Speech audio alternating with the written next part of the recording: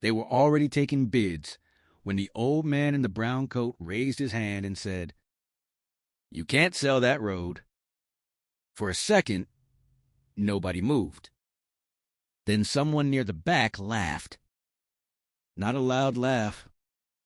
Just the kind people use when they think they're looking at a man who doesn't understand how the world works.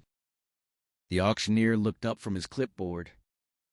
The bank's lawyer didn't even hide his smile. And the developer in the front row, the one in the navy suit, polished shoes, and silver watch, leaned back in his chair like the day had just become entertaining.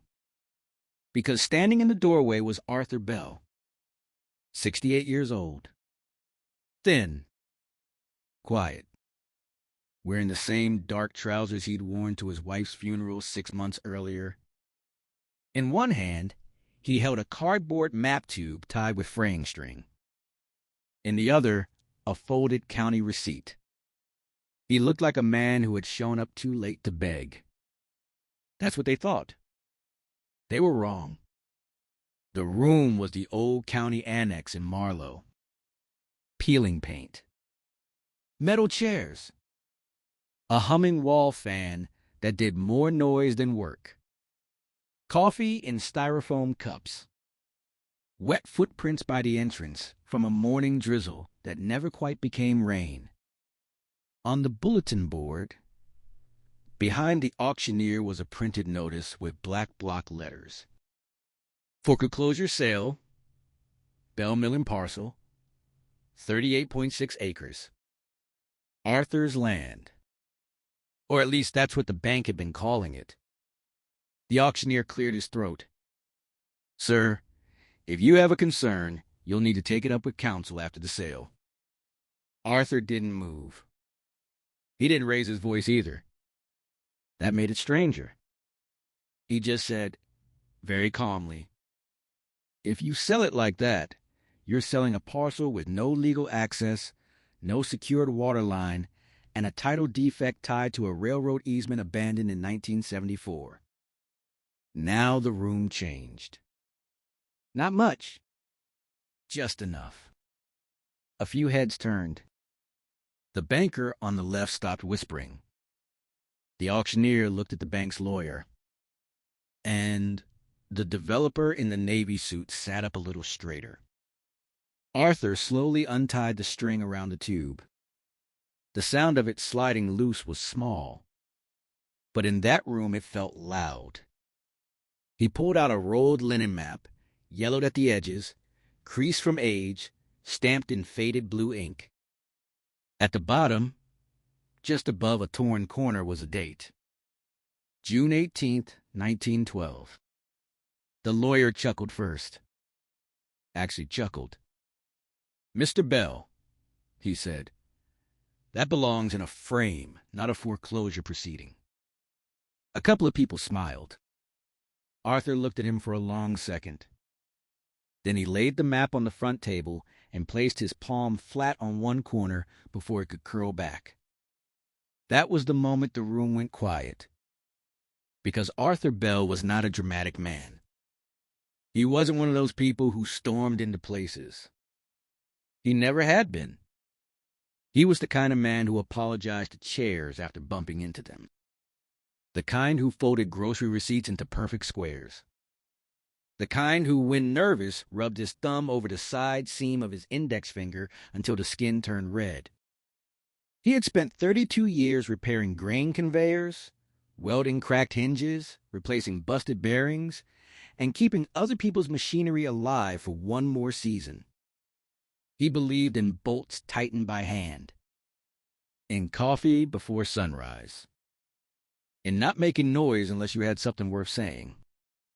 And that was exactly why everyone in that room should have been more careful when he finally did. But to understand why the bank laughed at Arthur Bell, you have to go back a few weeks. Actually, further than that. Back before the auction notice. Back before the overdue loan. Back before his wife June got sick. Back to when Arthur was 11 years old, standing in knee-high weeds beside a railroad embankment with his father, Henry Bell. Henry worked county lines, when counties still paid men to walk them. Not full-time, not official enough for a desk, but when fence disputes turned ugly or a deed description started using phrases like from the old sycamore and along the dry creek bend, people called Henry.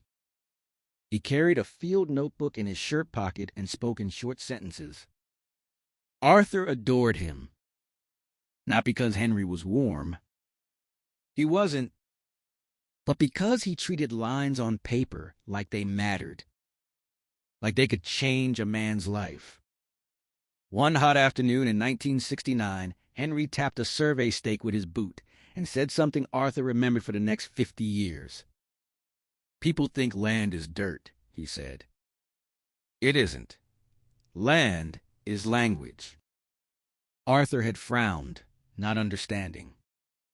Henry pointed at an old rail spur that cut behind the Bell milling yard. Rusting tracks. Weeds pushing up through the ties. Most folks only read what's in front of them, Henry said. The real trouble lives in the margins. Arthur never forgot that. Not the words. Not the way his father said them without looking at him. And definitely not the map Henry took home that year. A rolled linen railroad survey filed in 1912 when the Mid-State Western Line bought a narrow strip through 3 farms to build a spur beside the mill. Henry had found it during a boundary correction. Arthur remembered the blue stamp, the red pencil notes, the odd little handwritten sentence in the lower margin. At the time, it meant nothing to him. Years later, it meant everything. But Arthur didn't think about any of that. When June got sick, the world got smaller. That's what illness does. It takes a life with seasons and turns it into appointments, co-pays, refill slips, overnight bags, drive times, waiting rooms, and numbers you never asked to learn. Creatinine. Insurance caps. Deductibles. Arthur and June had been married 41 years. She was quicker than he was. Funnier, too. She had a habit of talking to him from another room and assuming he'd heard every word. She kept cinnamon candies in her purse and extra clothespins in a jar marked screws. She did the books for the mill property because Arthur hated paperwork and trusted engines more than envelopes. When dialysis started, she still tried to keep doing both. When the first hospital stay came, Arthur took out a small note against the old milling parcel. Just enough, he thought. Just long enough to bridge the costs and keep the property taxes current. The land had been in his family for generations, though family land made it sound grander than it was. It was 38.6 acres outside town, an abandoned brick-feed warehouse, a long gravel lot, and an old rail spur no train had touched in decades. Most people drove past it without seeing anything. The bank saw collateral. A developer saw location. Arthur saw the place his father had worked. The building where June used to bring him lunch in wax paper. The side door with her pencil mark still faintly visible from measuring floodwater in '98.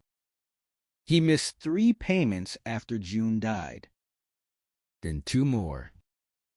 The bank sent letters. Then calls.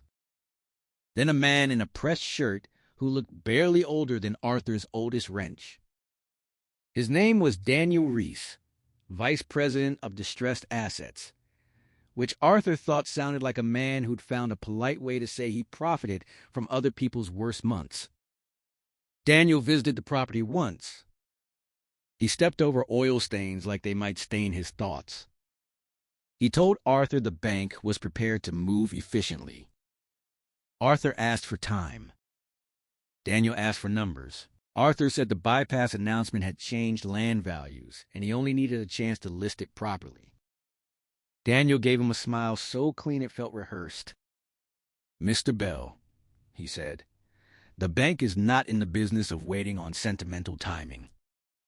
That sentence stayed with Arthur. Not because it was cruel, because it was practiced. Which meant he wasn't the first person Daniel Reese had said it to. A week later, Arthur sat in the bank's conference room with the foreclosure packet in front of him. The room smelled like lemon cleaner and printer heat. 3 people were there.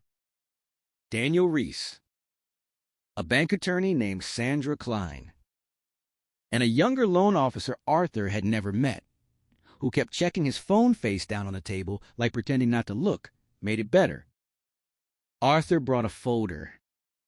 Inside, it were tax records, utility statements, 2 handwritten notes from June, and 1 copy of a parcel sketch he'd found in his father's old cabinet. He started slowly.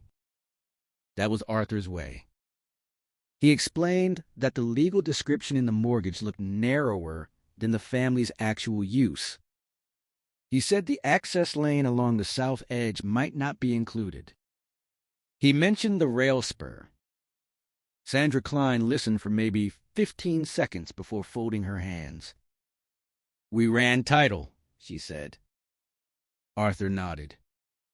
"I'm sure you did. So then you understand the sale can proceed." Arthur hesitated. That hesitation cost him. It let the younger man smirk. Let Daniel lean back.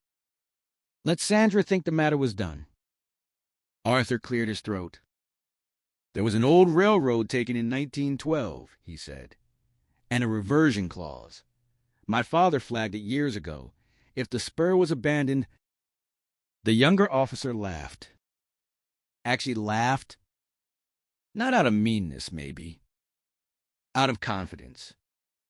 The kind of confidence people get when they think paper and software have replaced memory. Sandra smiled politely. "Mr. Bell, with respect, a century-old map is not going to stop a foreclosure." Arthur looked at her, then at Daniel, then at the foreclosure packet. And something in him, something usually very quiet, sat up. Not anger. Not yet. Just attention. Because Sandra had said map. He hadn't told her about the map, which meant they already knew something about it. Or worse, they had heard enough to dismiss it without ever seeing it. That night, Arthur went home and pulled every drawer in Henry Bell's old drafting cabinet. The cabinet sat in the back room of the warehouse, under a broken window patched with plexiglass. Arthur had meant to clean it out for years. Instead, grief had a way of stacking time on top of itself. He worked by trouble light until almost midnight. Invoices, boundary notes, a rusted compass, a coffee tin full of nails. Then beneath an old county atlas from 1981, he found a flat parcel envelope wrapped in oilcloth. On the front, in Henry Bell's handwriting, were 7 words. "If the spur is dead, read this." Arthur just stood there for a second. Then he sat down hard on the stool beside the cabinet. Because hearing from the dead, even through pencil, will do that to you. Inside the envelope was the linen map. The real one. Not a sketch. Not a copy. Filed survey exhibit, stamped by the county recorder in 1912, with deed references, grantor names, dimensions, bearings, and 1 handwritten margin note in red. Upon permanent abandonment of spur service, right-of-way strip shall revert to grantors in equal halves, excepting reserved ingress and utility passage to Bell Milling tract as shown. Arthur read it once. Then again. Then he went looking for the bell-shaped reading glasses June used to tease him about. By 1 in the morning, he understood enough to feel his pulse in his throat. By 2, he understood the rest. The bank had foreclosed on the warehouse parcel and open yard as described in the later mortgage.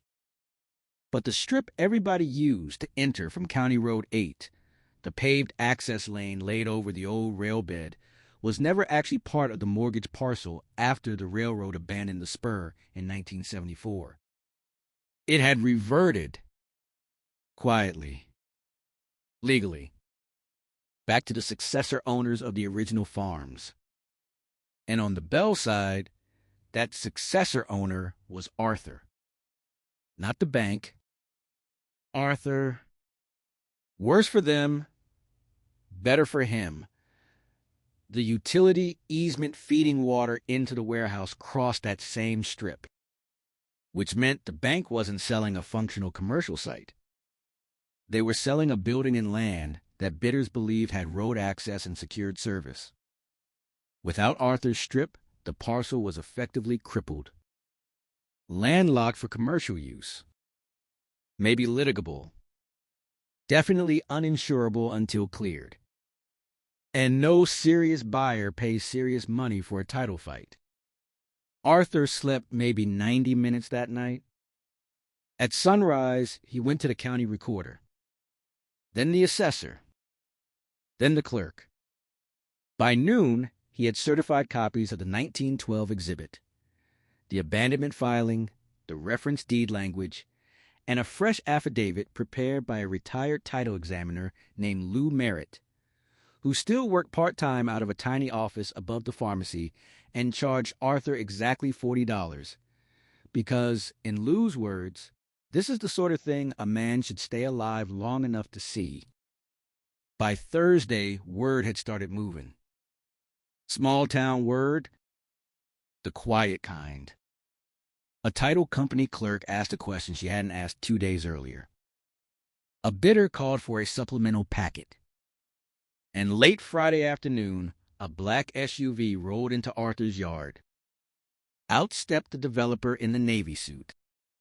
Kent Holloway, 40-something. Perfect haircut. Smelled faintly of cedar and expensive soap. He smiled before he reached the porch. That told Arthur most of what he needed to know. "Mr. Bell," Kent said, "I think there may be some confusion." Arthur didn't invite him in. Kent glanced past him anyway, trying to read the house in one look. People like Kent always did. They thought the walls told them what a man could resist. "I'm not confused," Arthur said. Kent smiled wider. "Fair enough." He held up both hands. "No hard feelings. I'm just trying to keep things practical. The bank's moving on the parcel. I'm prepared to make a personal offer for any access issue you believe you have." Arthur said nothing. Kent named a number. $25,000. It hung there between them. A number big enough to sound helpful. Small enough to be insulting. Arthur rubbed the side seam of his finger with his thumb. A habit June used to notice from across rooms. Kent mistook the silence for movement. "I can have papers drawn today," he said. "This doesn't have to become a circus." Arthur looked at him. Then at the SUV. Then back at Kent. "If it's worthless," he asked quietly, "why are you here?" Kent's smile held for 1 second too long. Then slipped. Just a little. That was all Arthur needed. By Monday morning, the annex room was packed tighter than anyone expected for a routine foreclosure. Not crowded, exactly, but interested. Farmers. 2 local business owners. A title rep. The bank people. 3 men from out of town. And Kent Holloway in the front row, one ankle on the opposite knee, pretending not to watch the door. The auctioneers started the way they always do. Fast. Confident. Parcel description. Acreage. Improvements. Terms. Deposit. He described the property as having county road access along the south approach and existing utility service. Arthur listened without blinking. That was the lie. Not a malicious lie, maybe, but a profitable one. Bids opened at $200,000. A hand went up immediately. Then another. Kent didn't bid yet. He didn't need to. He was waiting. That's when Arthur stepped forward and said, "You can't sell that road." And now we're back in that room. Back to the laughter. Back to the 1912 map laid flat beneath Arthur's hand. The auctioneer looked to Sandra Klein. Sandra stood. There was a little pink in her face now. "Mr. Bell," she said, "any objection to title should have been raised in a proper legal venue." Arthur nodded once. "It was." He lifted the county receipt from his pocket and placed it beside the map. "Filed at 8:12 this morning. That landed." You could feel it. Not like a shout. Like a nail set deep. Sandra stepped closer. The title rep moved too. Arthur unrolled the lower half of the map. There it was. The red margin note. The strip. The bearings. The reserved ingress passage marked with arrows. Even people who couldn't read surveys could understand the shape of trouble when they saw it drawn in ink. Sandra recovered first. "This is an obsolete exhibit." Arthur said, "Then read the deed reference." The title rep, a woman named Melissa Cates, leaned in. Arthur slid over the certified copy from the recorder. Melissa read. Then read again. Her lips parted slightly.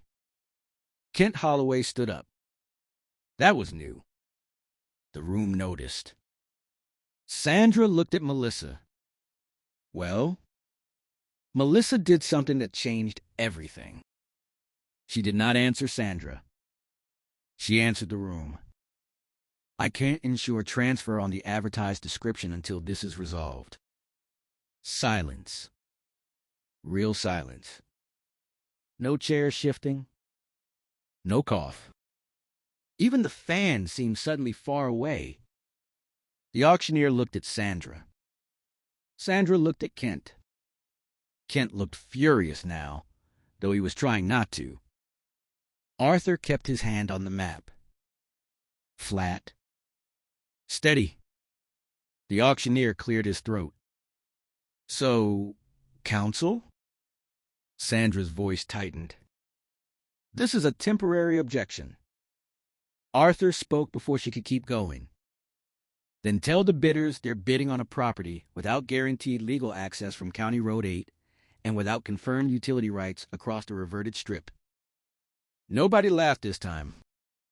One of the out-of-town bidders lowered his paddle. Another closed his folder. A farmer near the back muttered, "Well, hell." Kent took one step toward the front table. "Mr. Bell," he said, quieter now, "this is neither the place nor the time." Arthur looked at him. "No," he said. "It's exactly the time. That's why you came to my porch." That line hit the room like cold water. Because now they understood. This wasn't some confused old man waving antique paper. This was a man the right people had already tried to buy off. Sandra snapped. "This proceeding is being disrupted." Arthur turned to the auctioneer. "Ask her if the bank disclosed the recorded affidavit to the bidders before opening." Sandra said nothing. Melissa, from the title company, said, "We received notice at 8:47. Another silence. This one worse than the first. Because facts, once spoken plainly, don't leave much room for posture. The auctioneer removed his glasses. He wiped them slowly, buying time. Nobody helped him. Kent's jaw moved once. He was grinding his teeth. Finally, the auctioneer set the glasses back on and said the words Arthur had driven there for. This sale is postponed pending title review. Just like that. Done. No gavel. No explosion. No movie speech. Just a sentence. And the whole balance of the room flipped.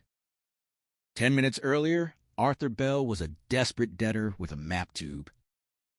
Now every eye in that annex was on him like he had walked in carrying a live wire. Kent Holloway moved first. He gathered his folder too fast.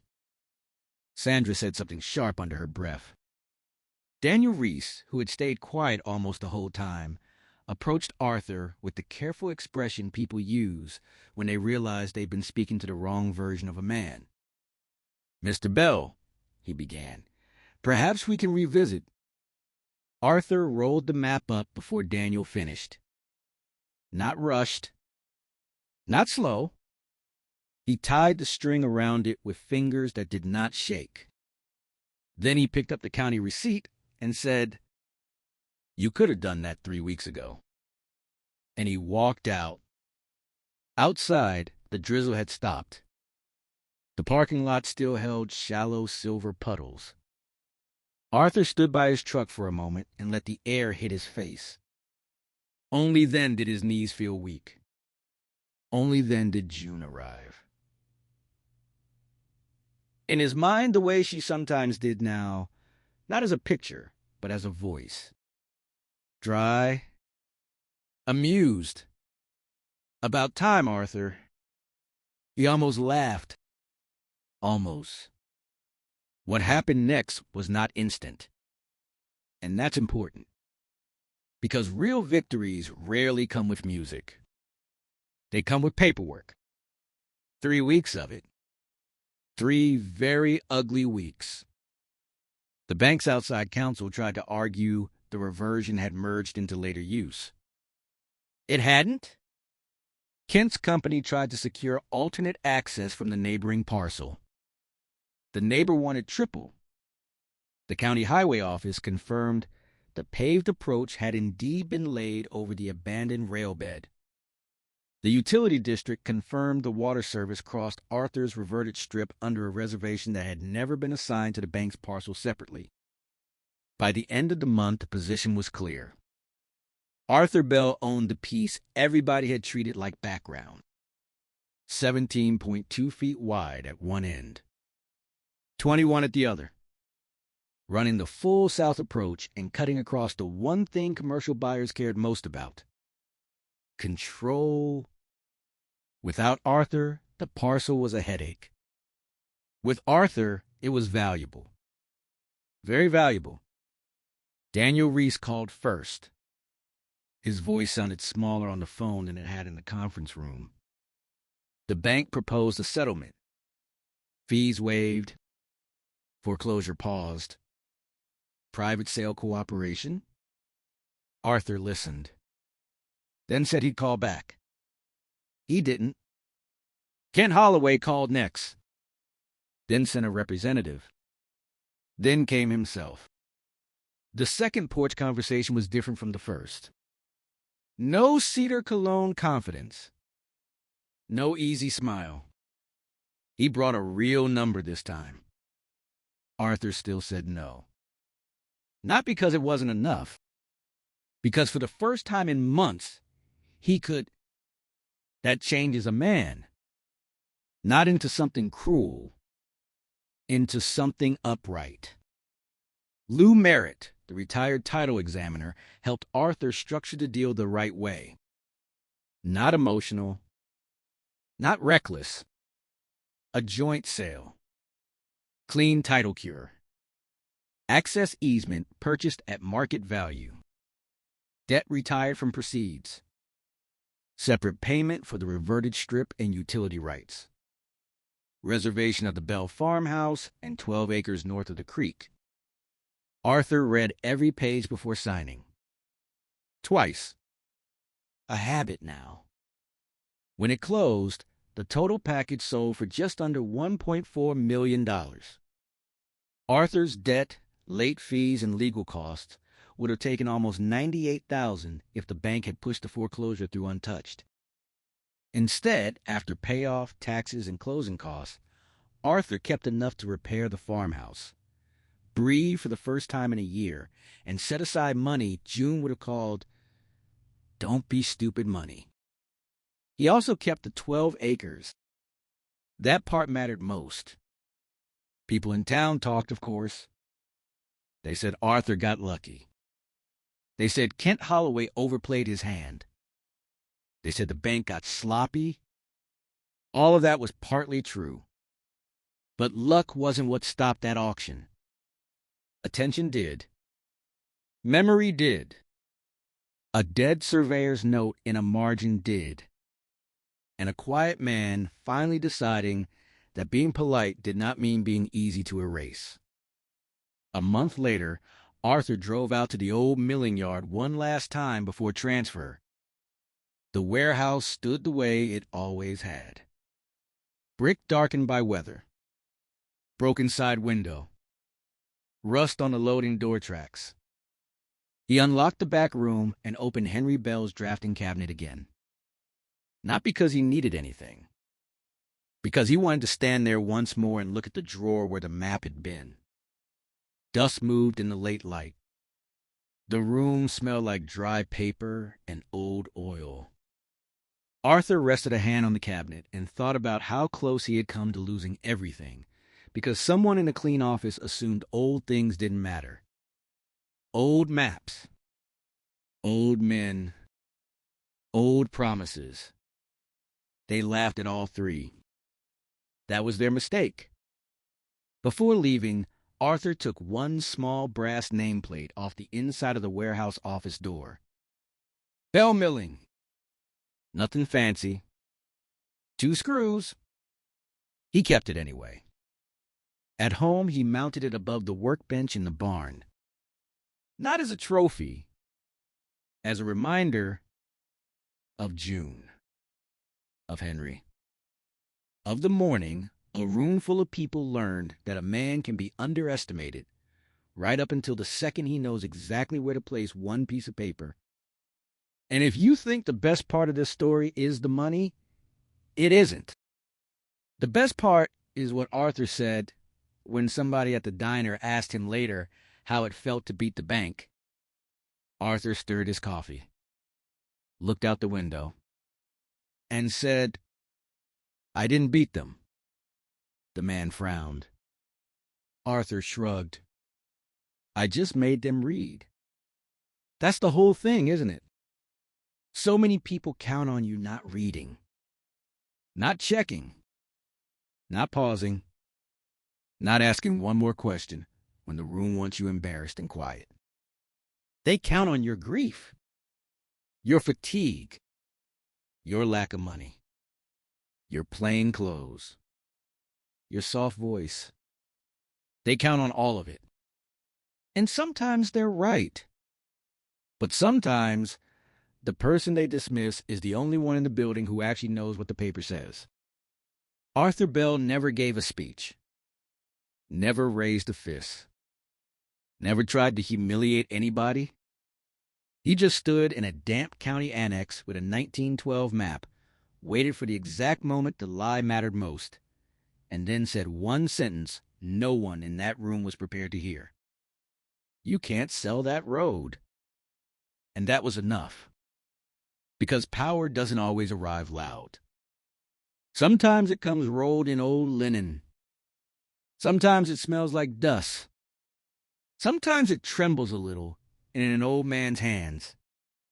And sometimes, when it finally gets laid flat on a table, everybody who laughed has to stop talking at once. So the next time someone looks too small, too late, too quiet, too ordinary to change the outcome, remember Arthur. Remember the margin note. Remember the sale that died in a room full of confident people. And remember this: the truth does not get weaker just because the wrong people laugh at it. It only waits for its moment. And when that moment comes, even an auction can stop. Would you have taken Kent Holloway's first $25,000 offer at the porch? or waited and risked everything for the truth.